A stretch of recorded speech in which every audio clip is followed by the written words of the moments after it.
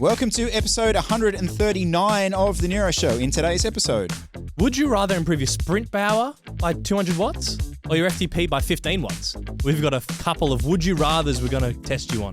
What's the future of lightweight bikes? No one in the pro peloton seems to ride them anymore, but we think there's still a place. Of course, we've got Doggo Fast Bike, and then Chris is off to do a race in the United States of America. We chat through his race plan. All right, let's get into it. Well, there he is, Jesse Coyle. Some did not expect this man to turn up today. Still kicking.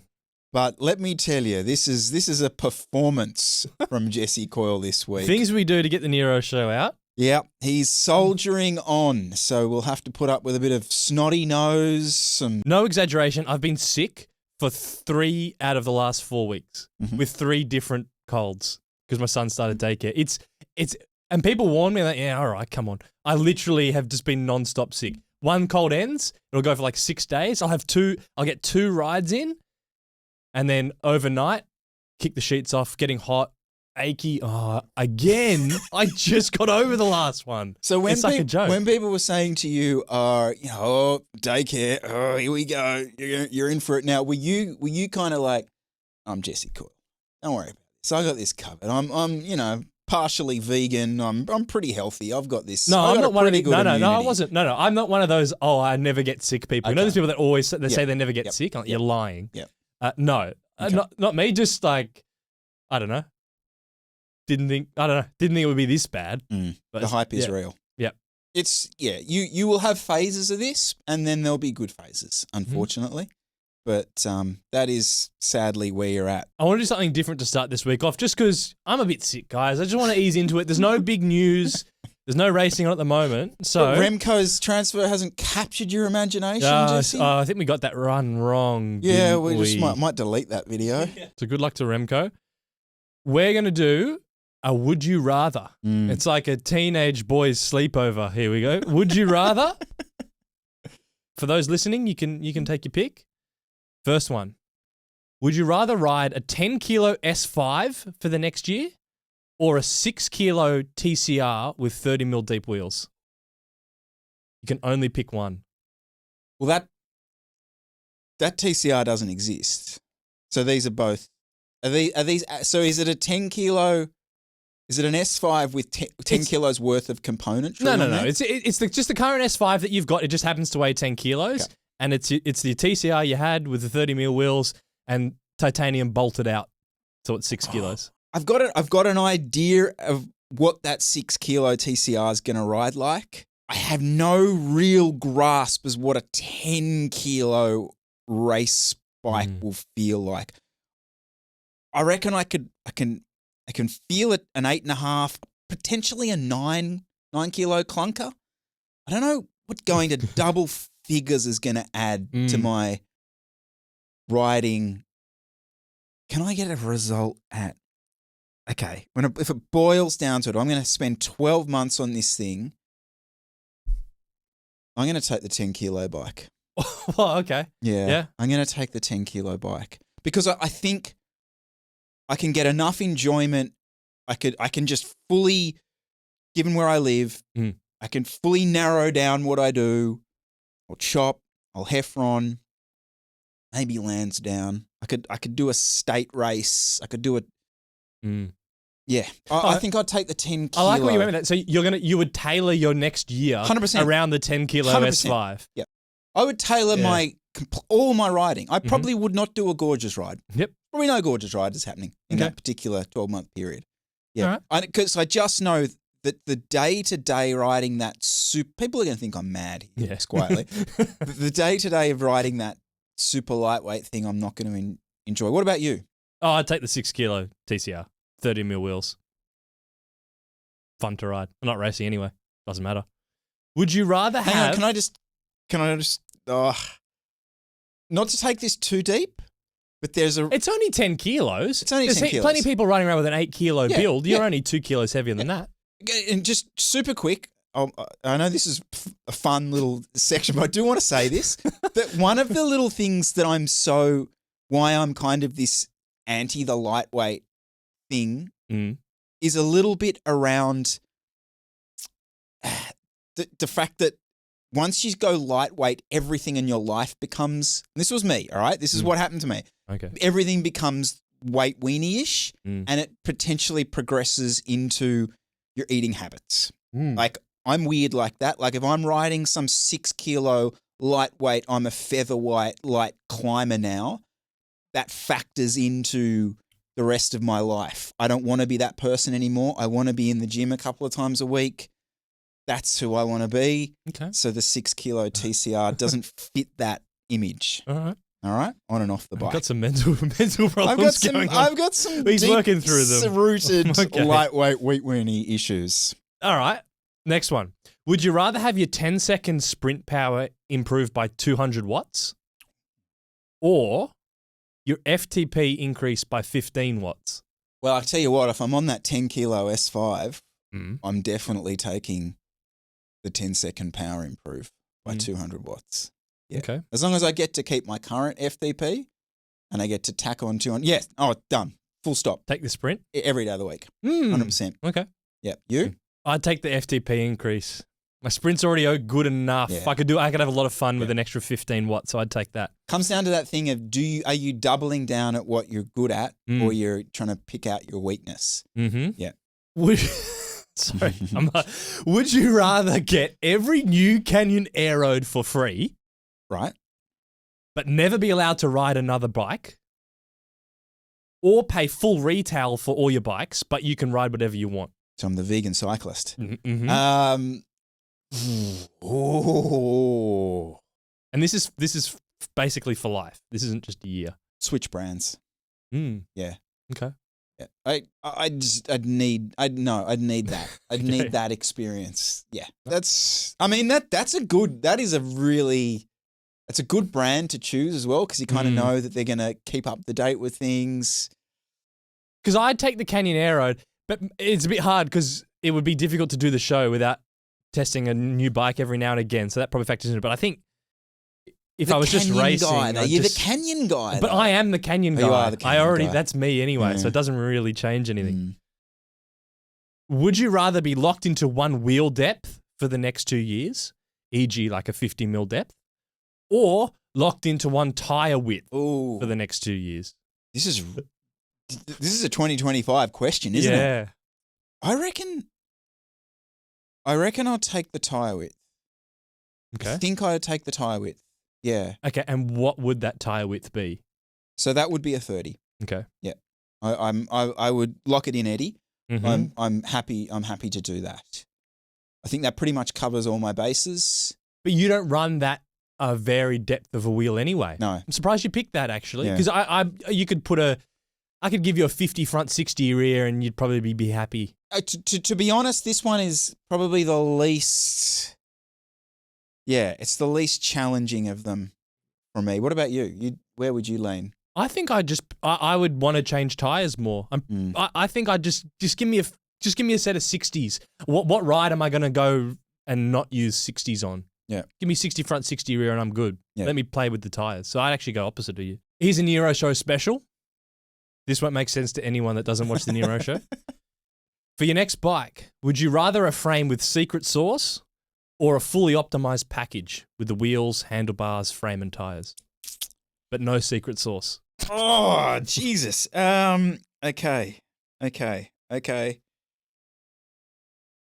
I'm going to hate myself for this answer, but I'm taking optimization. Oh, okay. Yeah, I'm taking You want the package? optimization. I want the package.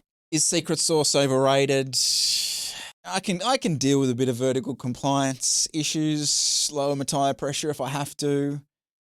It's pretty bog standard of me though, isn't it? It's just there I am running stock optimization. It's all stock. It's a bit boring. I don't know. What about you? I can't believe how many of these I'm the opposite to you. I'd definitely take the secret Yeah, take sauce, secret and sauce. I'll eyeball the package. Okay. Yeah. It's sad, isn't it? I just love the comfort. Yeah. There I am with the comfort of the package, just knowing that everything's all together. Yep. Would you rather have a coach who gives you absolutely amazing training but never any feedback, or a coach who gives you amazing feedback and conversations but pretty average training?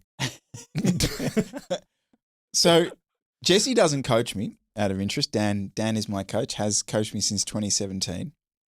And I've always argued, I would say he's probably more available than I request of him. Yeah. But I'd say he leans more to the amazing training, less correspondence thing, just because it's the nature of a thing. And I like that. Mm.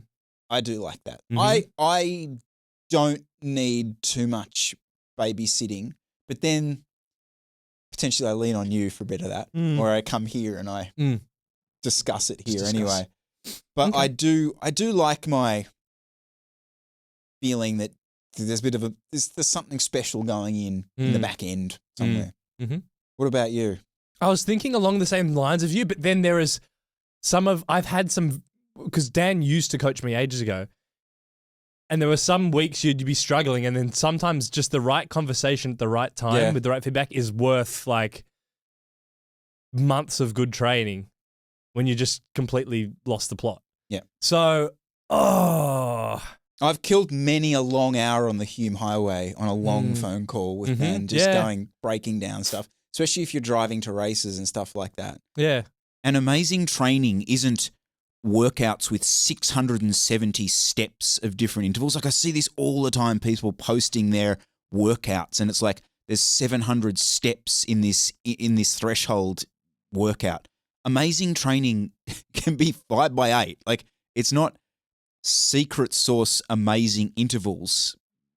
Great training is a plan, not a particular session. I just wanted to get that off my chest. Stop with your 1,000 interval efforts. Just simplify. No, I'm gonna go feedback. Yeah, okay. I reckon. I'm gonna go from a coach's perspective. I'm gonna go feedback because you can make up a lot of ground on someone who's making a lot of mistakes just by getting them to not make mistakes, even if the training is pretty standard. Yep. So I'm gonna go feedback. It's interesting, like doing the strength training stuff and having the personal trainer now in the gym. That's very much the feedback thing. Like the training is the training. I'm doing essentially almost the same exercises as I was doing, but it's that eyeballing training, that eyeballing feedback. You know, this is, your hip hinge here, explode through here, all that stuff. That's where the value is, as opposed to do 3 sets of this. Yeah. Would you rather ride only 25 mil tires or only 38 mil tires for the next year? I don't know. I don't know why I'm finding this so funny. That is such a good question. You've managed I really thought through this. Yeah, because if you went 2 mil either side of that, it's just like if you said 23 in this, I'm straight back the other side. Whereas if you went 40, I would have gone straight back the other side. Okay, 38 mil. I'd have to, okay. Putting aside the practicality of the 38 mil, because I obviously can't fit that on my current bike, but let's say it did. 25. It's only a 25, because you have come on. Yeah, like people still ride the 26 Aero ones. So you're not miles off that. Just toughen up and run a set of. I know what a 25 feels like. I know what a 40 feels like. No, I'm going to say. I only have to do this for 12 months. I'm going to say 25s. I am going to say 25s. Okay. Yeah. Yeah. I assume you're going to say the same. Yeah, I'd say 25. I just, from 38, I can't quite. If it was 36, bang, straight on the 36s. If it was 34? Oh, yeah. I mean, you ride at 34 at this point. Well, sorry, you measured. Yeah, true. Yeah. My rear measures 34. Yeah, I just can't. Something about 38 is just, can't do it. Now, I threw a couple of these in. All right. Can I ask you a couple? Yeah, let's go. Would you rather a personal mechanic or personal masseuse on speed dial available at all hours? Ed, come on. I'm going to ride one by with a 1033 on Saturday with a 56 tooth, please. I don't have as much gear as you. Does he come with a team truck? Well, I mean, you're not changing bikes, but I mean, obviously here what's going on is you've got full gear ratio options. Okay. You've got wheel options, stem choices. Obviously, you're testing a few different bikes every now and again, so that sort of takes that out of the equation. your waxing's done for you, your tubeless is all sorted, or your ITB's a bit tight on a Friday afternoon. All right, Steve over. I'm going to go personal masseuse. Okay. It'll be nice to get a good tune-up more regularly. Just the brakes are always dialed, never right. But I can kind of run my bike a little slop. I'm not too anal with it. So I'm going to go masseuse. To dial in a massage every second day would be brilliant. Oh, I'd take the mechanic. Okay. Yep. I'm just obsessed with little changes. Too much, yeah. Just come up a little bit. Oh, can I just have another 10 mil on the 10 mil on the stem? It's a strip and rebuild. Mm-hmm. Get that sorted. Do that. Yep. All right. Would you rather a professional sauna, access to it, or the absolute top of the line home Zwift setup? Going in there, you can set altitudes, you can set temperatures, you've got cinema, full setup. I've kind of got both. La-di-da. You got a sauna in the building. I have a sauna in my building and my office building, both of which are like a minute away. But there's other people in the sauna, which is disgusting. So, and you're breathing in. Ugh. Yeah. So, if I could have that just to myself, that would be very interesting. Although a fully climate-controlled Zwift setup would also be really nice. I'm going to go Zwift setup. Yep. But I could easily see some people going, yeah, really nice sauna at home. What would you go? I'd go the Zwift setup. Yeah, I think so. Kind of thinking about it like if I could do the temperature stuff, so you can kind of maybe do a bit of heat acclimation things if you had to. I don't know. As anyone who's followed me on Strava in the last couple of weeks, I'm finding there a bit of value to it. So yeah, the home saunas are coming down in price. Yeah, Elliot got one recently. Like you can run a decent infrared one, which looks professional with the glass and the wooden insides for like I think starting at sort of 2.5 Aussie. Sort of 2.5 to 5, you can get a decent 2-person sauna. Yep. Delivered. This isn't an either or, but it's certainly a topic that's kind of flip-flopping around at the moment, certainly post-tour, right? Because all the magazines are coming out and saying, lightweight bikes are dead because Jonas rode his S5 and Tadej rode his Y1 RS. And personally, I don't know why, but I do have this sort of grudge against lightweight bikes, or I don't know, lack of enthusiasm, to put it lightly, about them. But I'm also pretty confident that it's not a category of bike that I want to see die by any stretch of the imagination. So I thought we could maybe just potentially argue about what we want to see from lightweight bikes going forward. Yeah. Okay. Because if you think about it, you've got TCR, you've got the Canyon Ultimate, and BMC's new bike that they tried to make a big deal out of. And every time one of these bikes gets launched... Well, if you look at the categories, so if are we looking at the lightweight bike as a performance bike though? Because lightweight bike is the bog standard for just a basic, if you're looking at sort of entry level road bike, without even thinking about performance, it's still generally lightweight bike category. So are we going to leave that aside and just talk from like performance point of view? No, I don't. I actually think you've almost answered the question in the sense that like the lightweight bike from the performance side is kind of dead. Because you've only got because now the do-it-all aero tweaked bikes are basically just as light as the lightweight bikes. Yeah. And half the lightweight bikes aren't even that light anyway. So you've basically now all you'll have is aerodynamic, then almost as its own niche, then race bike, whatever that means. And that in the day, that was just like the Trek Madone was the race bike, which was a lightweight bike. That bike is now always going to be aero tweaked because how much weight do you save by going from an aero tweaked do-it-all to an actual climbing bike? What? You save like a couple of tube shapes, save 50 grams, so your frame's like 100, 150 grams lighter. It doesn't make any sense. So the lightweight bike from a performance point of view is no longer the race bike. So your race bike becomes a do-it-all, and then lightweight bike should become a niche, but it almost has to kind of sit half outside racing because the UCI rules don't allow them to be that light anyway. So what we would usually think of a lightweight bike will basically become the UK hill climb bike used by that niche. And anyone who just, maybe you live in Colorado and you just want to ride up heaps of climbs, and that's that. But that won't be the default race bike. The default race bike will become a do-it-all, or already pretty much has. I think you've kind of jumped ahead and answered pretty much the question for me. I think that's perfectly put. I think, could you stretch that as far as saying it's your L'Etape de Tour bike? That's, I mean, if... No, I don't think the weight difference is enough. Okay. No. Because it was interesting. I watched Ed Laverick's video of L'Etape de Tour, and he's sort of in the front group.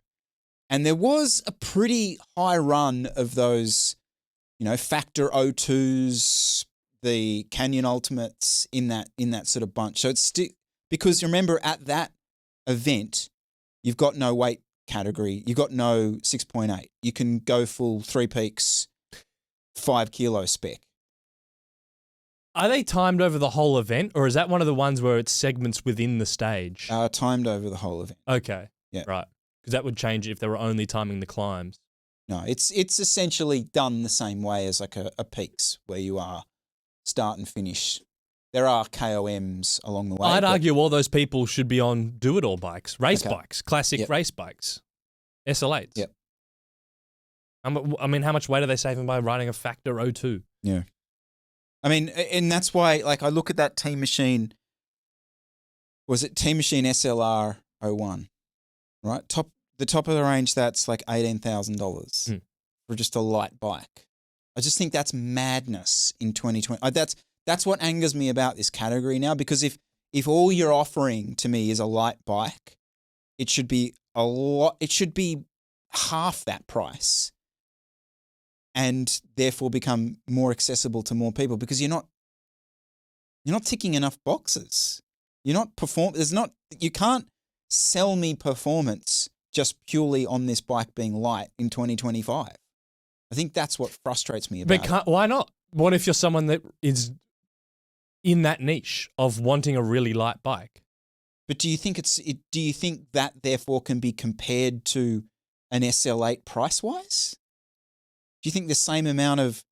Well, there's a different... That would be a different argument. Okay. That it shouldn't be so expensive because there's less R&D time, because all you've really done is adjust the layup to strip some sheets out. Oh, she's snappy. Great. $8,000.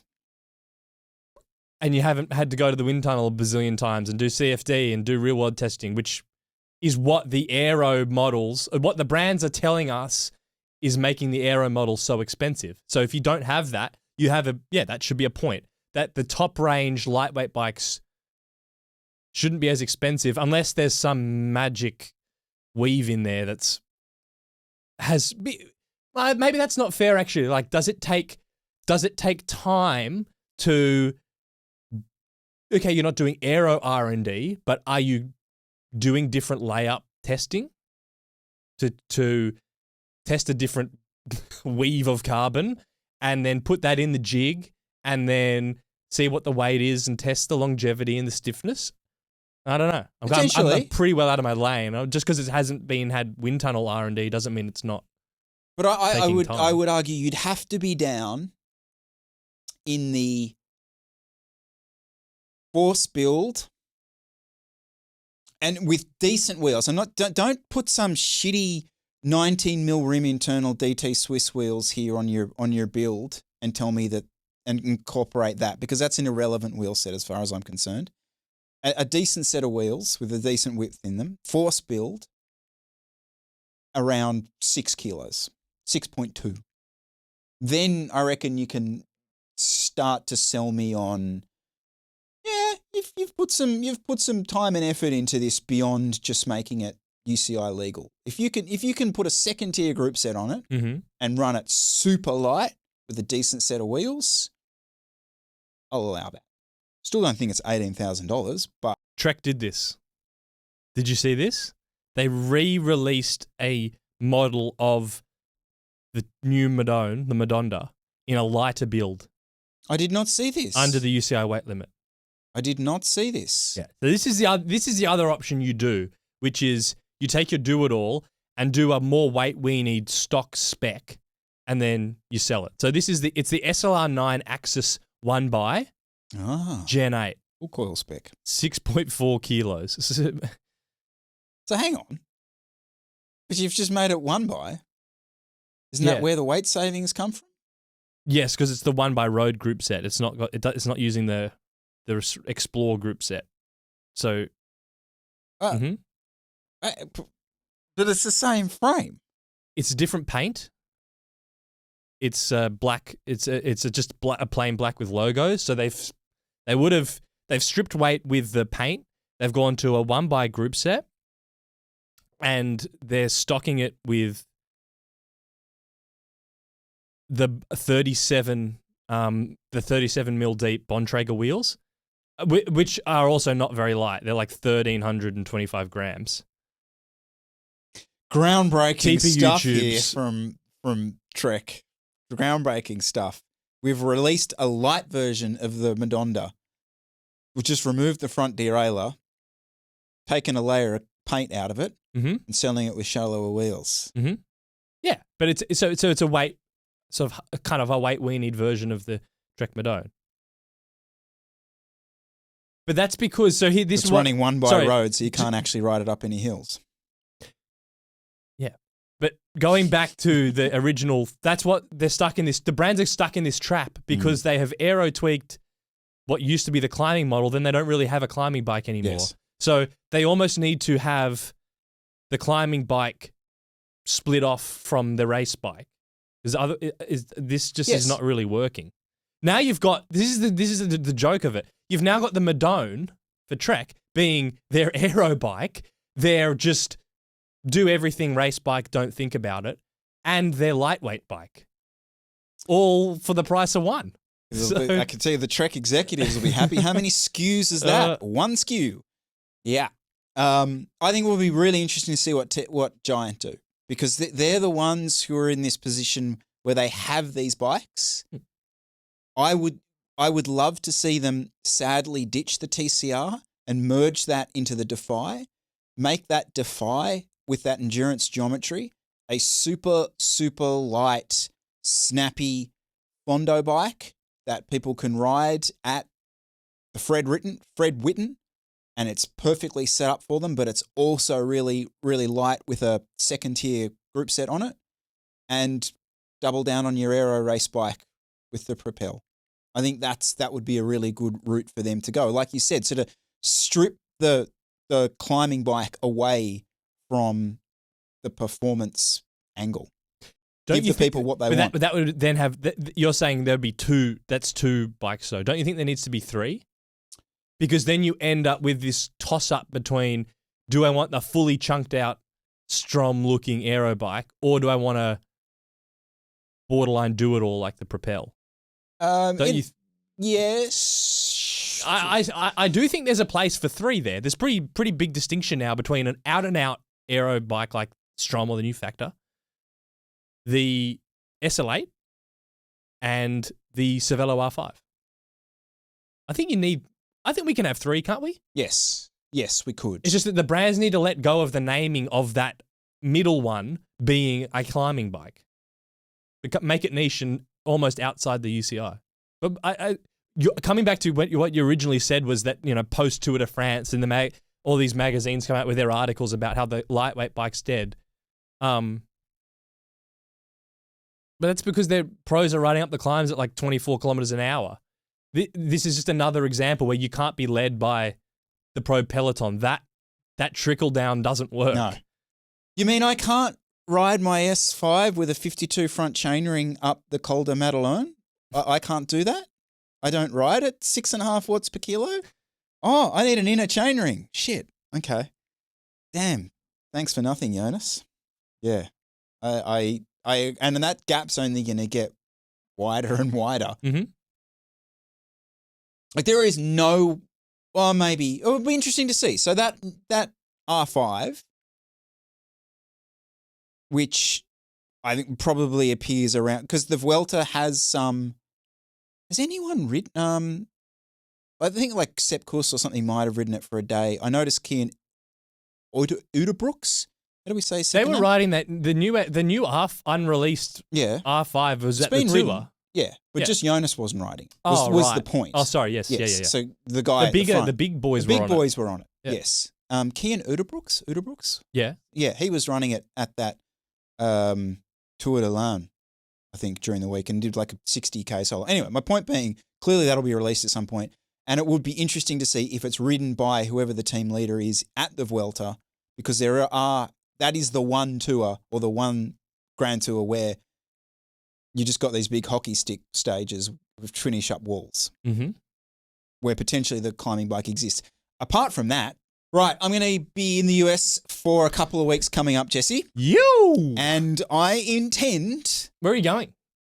same place. Nevada. No, not Nevada. Okay. We're in California, Okay. just outside Typical. of Fresno, near Yosemite, Mm. close enough to friend of the show, Mark Pucker, and vegan. So Pumpkin Valley Circuit Wednesday nights is on. Oh, It's that's Wednesday the Night Worlds. Is Wednesday it? Night Worlds. Okay. I got to say, it's one of the better courses for like the fast rides. It's not a chop ride. It's just a race. It's like just a race. It's like, is it as in a pin a number on race? No. Or Alviso? Alviso style. Okay. But the problem is it's a super selective course. Okay. So yeah, my experience of it last time was it pretty much just exploded in the first 10 minutes. But anyway, What bike are you going to take? I'm going to take the red bike. I'm Okay. going to take the Cervelo. All right. And take the Cervelo. Hmm. With the reserves? Well, That's freaking boring. Good chance to do some tests. yeah, I was thinking I might go What to are you? Scoppies. Scopes For the for the boys, boys? over there. I think they're... Well, otherwise we miss out on a few weeks of getting you riding something different. No, it's Scopes for the boys. Okay. Okay, definitely. That's the plan. But I'm also intending to pin a number on. So I have registered Okay. for the Winters Road Race. NorCal Cycling. Back to NorCal Cycling. And I've entered the Winters Road Race on the 24th of August. Mm. Now, I've entered the Masters 35 plus category. They don't let you actually enter. Not that maybe I could have, but they don't let you enter Cat 1 because I don't have a points. Surely, situation. is there like can you get a letter from Oz Cycling if you were... Did that last time, and no was the answer. Okay. Yeah, but then I don't particularly want to. No, but but they'll let you race Masters 1, 2, 3. Correct. So here's my couple of chats. I want to have a good day out, obviously. Mm-hmm. First thing, it's summer over there. It's actually very hot Mm-hmm. over there. I have not done any heat preparation anymore. Well, okay. I don't know if this is a thing, Mm-hmm. but I've had a few hot baths. Mm. Is there anything in that? Yes. Oh, good. Actually, But do you mean like you just had a bath and it was hot? no. Or I've had like hot You baths. did hot baths. Like- At what temperature was the water? I couldn't bear anything more. Okay. Like scalding. The water temperature should be 40 degrees Celsius. Okay. Was it 40 degrees I Celsius? don't know. Okay. But I would assume so. I'd Okay. like to think so. All right. How Could have long been were you in hotter. there for? Oh, 15? 20? 20? Do I need Okay. longer? 20 is I okay. need 20. Okay. 25 would be nice. Okay, 25 would be nice. Okay. 15. Waste of time. Oh, maybe if it was straight after a ride and you hopped in, maybe. Okay. That's good. That's Well, how many have you done? Oh, probably 6. Okay. Yeah. So you've been doing this on purpose? Oh, you just like No, you got, no, I it's like shower baths. time and you go, I'm gonna have a bath. Just bit of in the both. back of your head. Bit of both. Okay. Yep. Bit of Okay, so that is actually a thing. yeah. Now, when did you do these? Well, I've been doing them for the last 3 weeks. Okay. Well, yeah. 6 over 3 weeks is a bit. If you had done 6 Oh, last week, Okay. then you might be cooking. So I needed to be better. yeah. Right, yeah. okay. One every 3 or 4 days is Okay. not enough stimulus. Yes. But okay. So you there's the you were onto something kind of. I could have I been wish a little bit more you'd said something earlier. I could have. Well, I only just signed up yesterday. Okay. But yes. Well, you got a few days before you leave. So Do that's 3 in my a thing. row. Yeah. I have essentially got 10 days between touchdown and pinning the number on. Oh. So we should be good? Yeah, unless there's water restrictions in winters California, it's not the best. But get your little bath thermometer. Do every day before you leave and every day over there.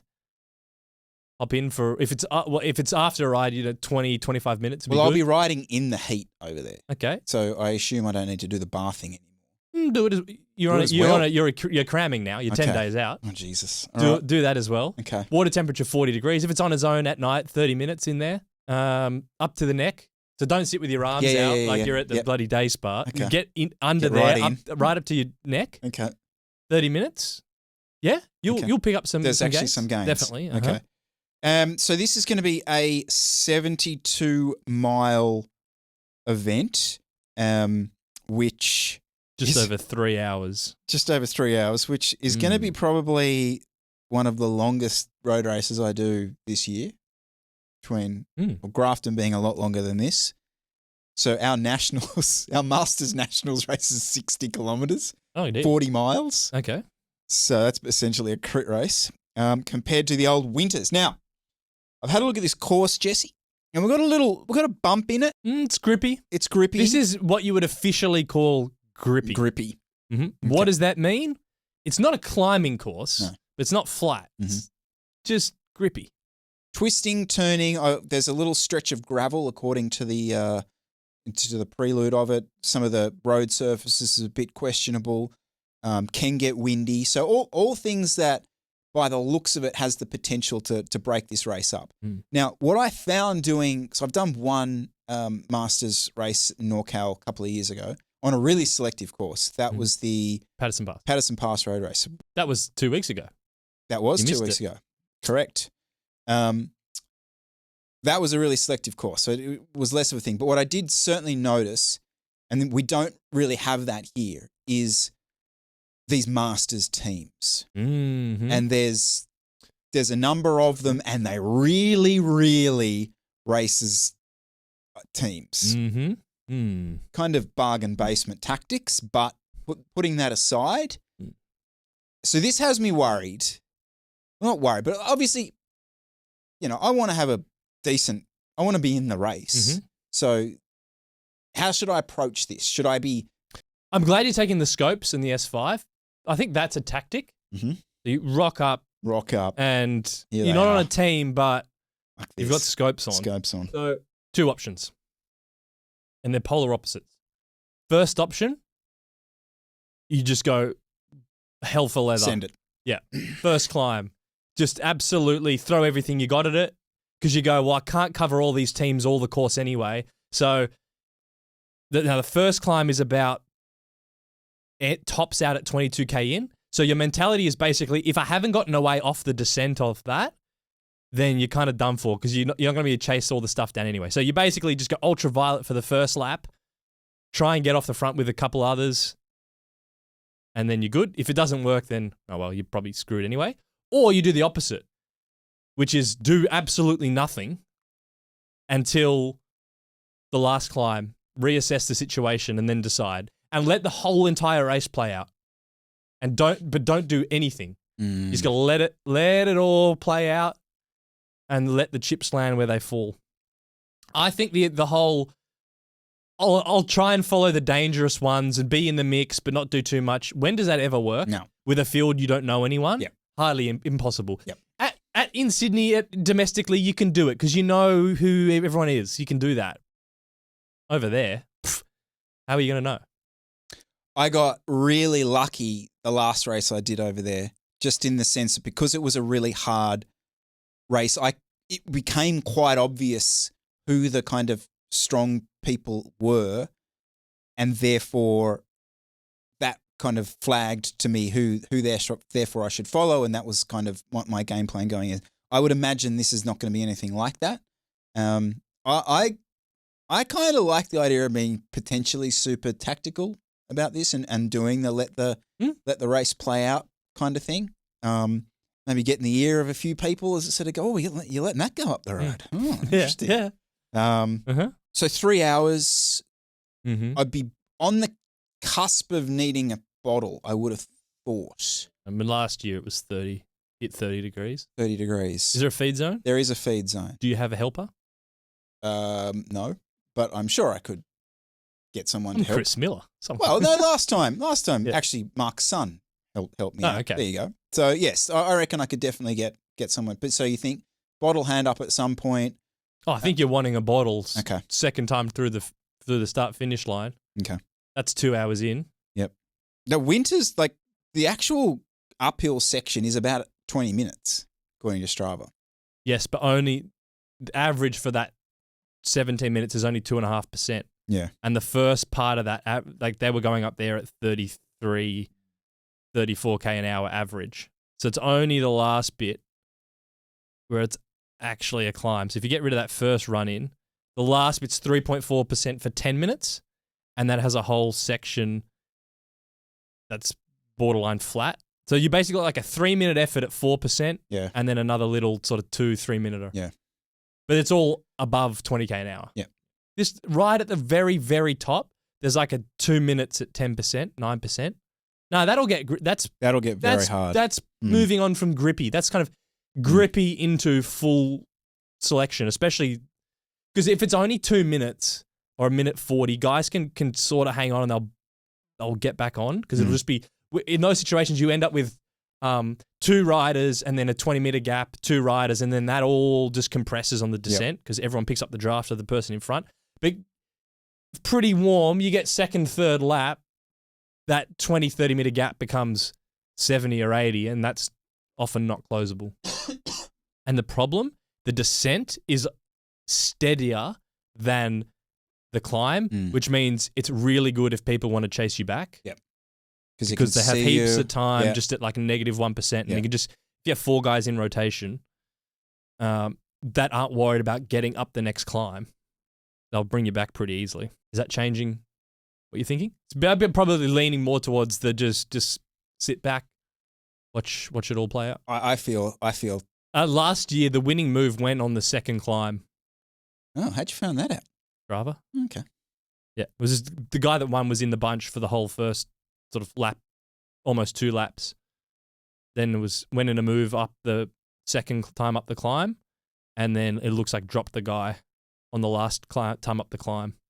So yeah, there's a lot of, if there's teams, they've got a lot of time to fix mistakes after that first climb. So you'd be wanting to wait.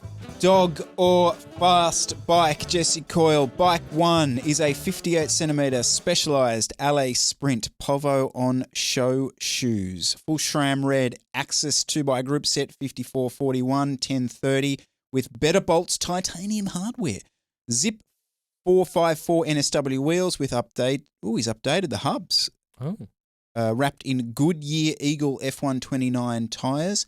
A Roval Rapid cockpit, Mag CAD headset conversion, Physique Vento carbon saddle, Time X Pro 12 SL saddle, ceramic bottom bracket, and tubeless setup. Absolute piss missile on the flats in the Midwest. System weight 65 cheeseburgers or 6.8 kilos. 7.8. 7.8 kilos. There she is, ladies and gentlemen. Very sort of mysteriously lit in this particular photo, but the alloy boy. This man all its likes the beauty. package, doesn't he? So you've got a clashing of 2 worlds. You've got the specialized package because he's got the LA Sprint, but then gone the Roval cockpit because he likes to keep it in house. But then also loves a bit of SRAM. So the full SRAM package. And Time pedals, correct me if I'm wrong, owned by SRAM. Correct. And then the Zip 454s with the Goodyear Eagle F1 tyres. Yep. So that's the rim. The flow separation is fully optimized. Absolute complete optimization. Package of packages. Here. This is a fanboy if ever I've met a fanboy. Yeah. He's got the Zip. He's got the Zip bottle cages as well. Mm-hmm. Yeah. Better. So. Where are people getting these titanium bolt things? You got it. Are there brands that do? Do you pick your bike model, and then you just and then they send you every bolt? Is that how it works? I think we need to do some digging into this titanium bolt business. Surely it's a big task to go and find every bolt size you use and the titanium version of it. It must be, yeah, you're right. Maybe there are titanium Better bolts. better bolt kits for particular builds. It's interesting. So the LA Sprint, obviously, it's a cult classic. Mm. It's funny though.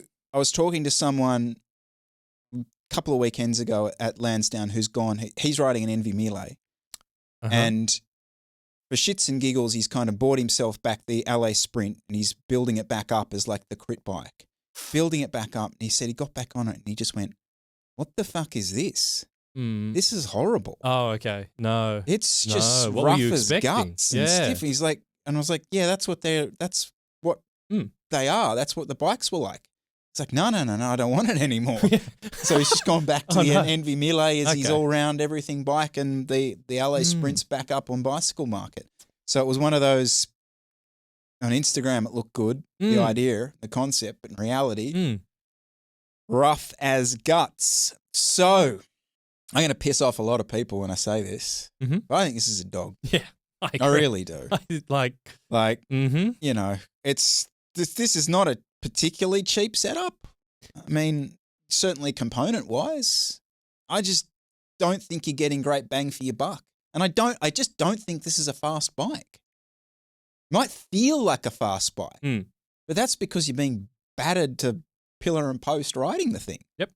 I'm trying to think, what frame would I swap this frame for that would make me think this is a fast bike? Giant propel. Okay. I'd build so that up. So you with do a propel with a sort of build. a full zip package. I'd build that up. Tip to toe. Yeah. That's a fast bike. Integrated bars. Yep. Okay. Yeah. All right. Stiff. I'll go with that. Good pick. Dog of a bike. Bike 2 is a Ventum NS1. Wheels are the Yolio NXT SL2 50/60s, 1330 grams, 23 mil internals, 32 externals. Tyres are GP5000 28 tubeless. Grupo is SRAM Red 12-speed. Saddle is a Burt Composites Plough. Rotors, you guessed it, Galfers. Vario mount is your concentric cycling Vario mount from WA. Shout out to the boys. Pedals are another set of time pedals. Time week. Wow. Bottle cages are AliExpress pedal specials. Total build with pedals, cages, Varia. Why are we including? Anyway, with Varia and computer mounts is 7.25. Rider weight 74 kilos. FTP is 317.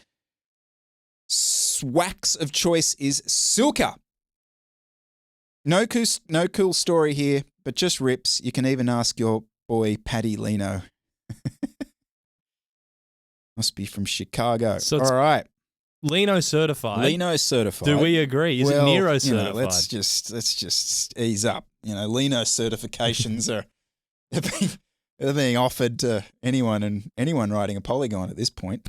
As a general rule, this is a tough sell. Okay. But why? What part of this is the tough sell? I think I might know. I'm worried about the down tube and the fork. Okay. I thought you were just going to say the frame, but you're going which actual I like the tube I like of the, the back. frame. Yeah, I like the back half of this. I like the top tube. I'm getting some real boxy sensations from that down tube. And that fork just to me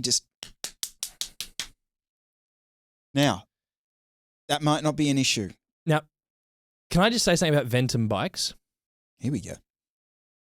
I like them. I used to watch the Move podcast when they did the tour stage recaps. Haven't watched it for the last couple of years. Where's this going? Okay. Well, one of the main ads on the Move a few years ago used to be brought to you by Ventum Bikes. The best bike money can buy. Best bike money can buy. It's the duck's nuts and it's amazing. And I didn't... Did you get athlete greens with the purchase of Ventum bikes? Sprinkled in the layout? Sprinkled in? No, didn't quite... No, that's a premium package. I never quite gelled with that style of... direct advertising's fine, but, Lance just telling me it's the best bike he's ever ridden. So... I've never really loved Ventum bikes. I never understood the brand. I'm not going to lie. I always thought they just looked like an open mold. So I don't know what R&D they're actually doing. Maybe they've come along. Patrick Luno says they actually ride pretty good, so that's fine. I just don't love the brand. How much slower than an SL8 is this bike? Wow. That's what it boils down to for me. Because everything else is fine. I mean, I'll put up with the 25 offset saddle and then slamming your saddle forward. I like your 15 mil spacer. Beautiful. Spacers are fast. Happy with that. Comes down to this frame, and how much slower than an SL8 are you on this? You know, if you're riding next to Lino, and Lino's got he's got an SL8, doesn't he? Or did he sell it? He's got one. He's still got one. Yep. How much are you having to do extra?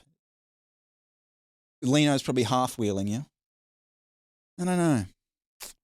Deventum, can I throw some things at you? 35 mil tire clearance.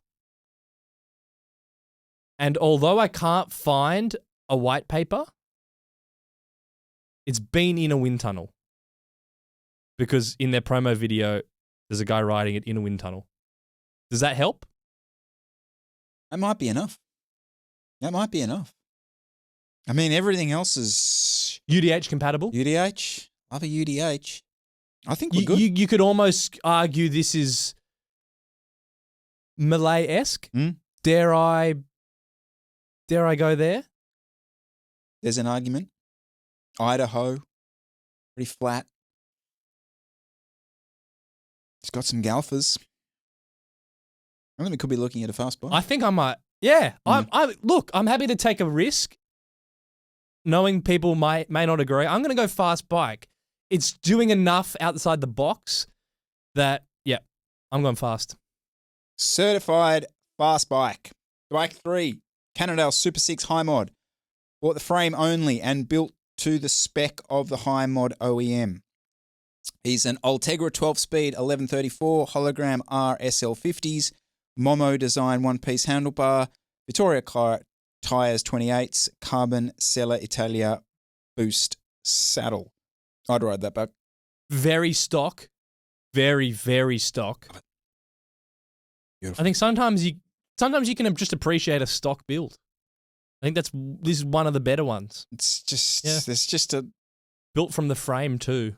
Fantastic. Straight out of the factory. Mm-hmm. Everything's just bang on stock, not a customization in sight. Sometimes you just got to say. And I don't think you're left wanting. You're not left. No. I think that's for a fast bike too. Fast bike. Bike 4 comes with a little bit of a story. Okay. I know the rhetoric around endurance bikes is that they are dogs. Correct. But in the interest of diversity and inclusion, it's time to give one some verbiage. Mm-hmm. Specs is a Bossy Summit 56 endurance frame, titanium. I used this on peaks this year, but didn't go sub 10 hours. Maybe you would have on a carbon bike. 11-speed Ultegra Di2 5034 with an 1134 cassette Pro Vibe Aero handlebars, Ultegra pedals, stages single-sided power meter, Windspace Hyper 38 wheel set, ceramic bearings and carbon spokes. Conti GP 5032s, bit of mushrooming going on here. Total 8 is 8.8 kilos. Whoa. FTP is 265. My age. Come on, boys. Let's feature a bike with the sort of geometry that most people should be on. P.S. Jesse is right. Carbon spokes are the way forward. The hypers are crazy stiff, and the tyres at 55 PSI give all the comfort you need. That was a good little. I like that. I like this guy. That's very a fast concise, bike. We can move on. Concise piece of information. Now, I haven't done peaks. You've done peaks. See, the problem is the weight. If I could, okay, that's not going to work, is it? 8.8. Because no, see, that's going to get. I was almost going to say, could I try and maybe get you to convince me that's a good peaks bike? But I forgot it weighs nearly 9 kilos. So the disappointing thing here is he's just banged on about his endurance geometry and endurance frame. Yet he's got 800 mils of spacers. Now, I know spacers are cool, don't get me wrong. But we're entering a whole different element of spacerdom here. And I thought the whole point, and this looks like a big head tube anyway, I thought the whole point of an endurance frame is that you don't need to do things like this. And you've also, by the looks of it, had to slam your saddle miles back over the bottom bracket. Yeah, I was almost going to say the frame looks too small, but it's a very short stem. So maybe he's got some interesting sort of arm length to sort of upper body to lower body ratios going on, where it doesn't quite can fit with the conventional geometries.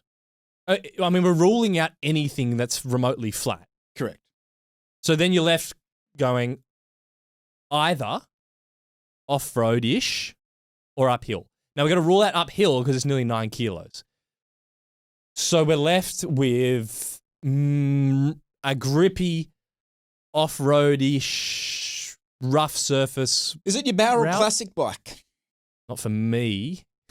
No, Barrel Classic's quite Arnie good. here. No, well, Barrel Classic's the road surface isn't that bad. No, it's not great, but yes. What about that one you did at Canberra, Heyman Classic? B grade, maybe C grade Heyman Classic. Yeah, I can see that. Yeah, 32 mils. Yeah, I'm happy to be sold on an endurance frame being faster from a comfort perspective. But it just seems like the geometry's wrong on this bike for this particular guy, and therefore those potential gains just aren't being made. Well, okay, if we went like for like, the equivalent would be one of those sort of sloppy Roubaix things that are also quite heavy because they've got the big Future Shock thing at the front. Does this get points against something like that? I mean, as soon as you start to go towards do-it-all territory, this doesn't hold up. But if you're pure sort of into almost gravelly endurance bike territory, but then you're looking at Giant Defy. I think a Giant Defy is going to eat this thing up. This guy's seriously into performance. Like, he's second line, he's telling me that, he's telling me his time at peaks. Therefore, he's not just out dawdling around. He's looking for results. And I just don't think this bike's going to give him the results. What should he get? wants. I think you've just said it. Defy? I've got no. Or Defy a would climbing be fantastic. bike. Yeah, Defy would be fantastic. Okay. Yep. I agree. Save a I think kilo. in comparison, yeah. Fits. Yeah. You've ridden Ty. Would a Defy be as comfortable as a titanium bike or more comfortable? About the same. About the same? Yeah. I mean, they are very comfortable bikes. Okay. The titanium thing. But if you're matching that with a carbon bike that's also lighter and stiffer, would it be stiffer? Because you'd argue a Defy wouldn't be more aero. That's true. So, actually, now I think about it, what's a Defy getting him over this? A kilo weight saving. Does that matter? Maybe it doesn't matter. I just can't. I can't give this fast bike. I just can't. I mean, I know right. your level of. Does he need to go to a Super 6? But that's so. I mean, he can get a titanium bike that'll do a job for him, but just a titanium bike that fits. I don't understand why this is so heavy. No, but when's a titanium bike is never gonna be if we're not saying this is a fast bike, no other titanium we're gonna say is fast. I don't understand why this is so heavy. MV Malay? Like that Mosaic that I was riding was 7.3 kilos. With what did I have on it? I had remember. I had mostly Dura-Ace on it.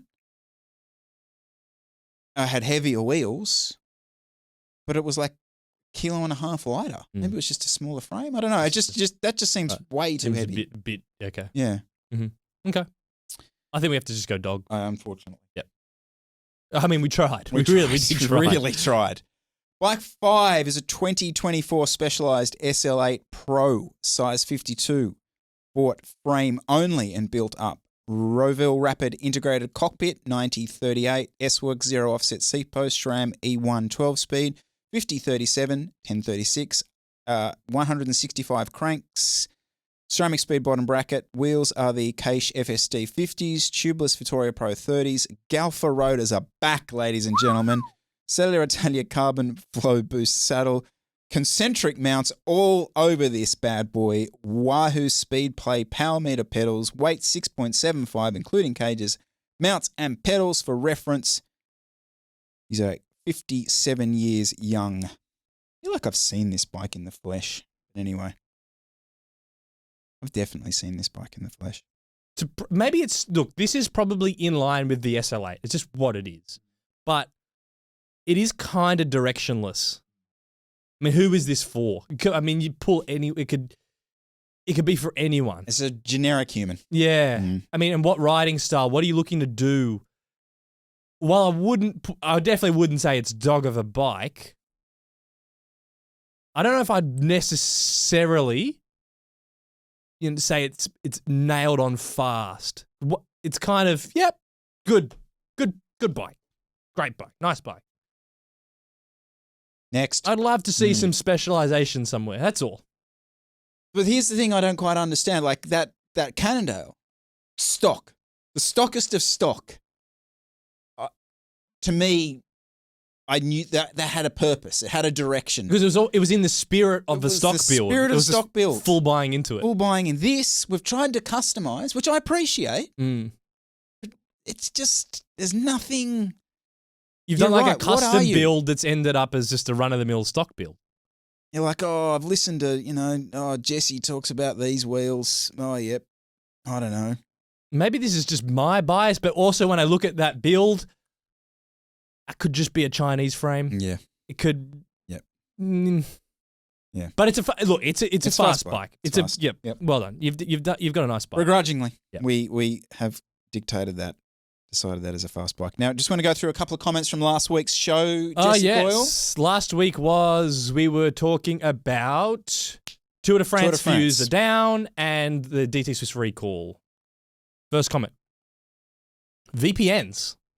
People are streaming virtually from countries where they have the best access. So if streaming costs you $20 in Spain and $0 in France, then you get a good explanation for why the numbers dropped so dramatically in one country and rose so dramatically in another. Furthermore, how do you get a 17% increase in France from the year before, or 20% in the Netherlands?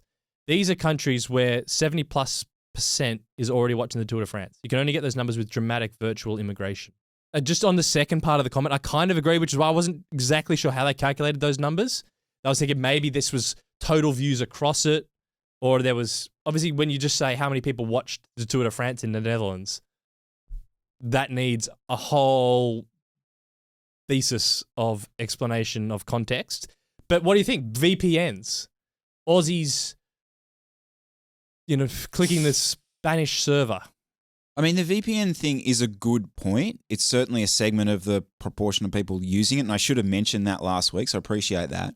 From a Australian perspective, to try and claim that the decrease in viewership has come from the nichiest of niches, i.e. the VPN streamer, what?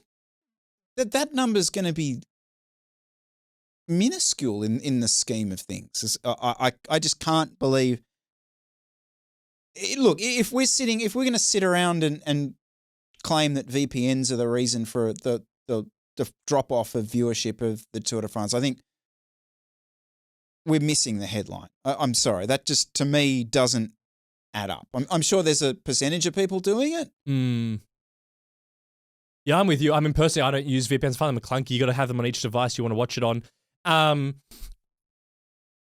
So, I mean, I kind of see what the person was saying, but also, yeah, that's a lot of people using VPNs. How many people are really that desperate to watch it that they're going to VPN from another country? The drop off of that amount of people is not the drop off of the rusted on people. It's the drop off of the casual sports fan, or the person who was used to tuning into the Tour de France, and then, as you picked up on, the new audience member who is just not viewing it through that method anymore. Yeah.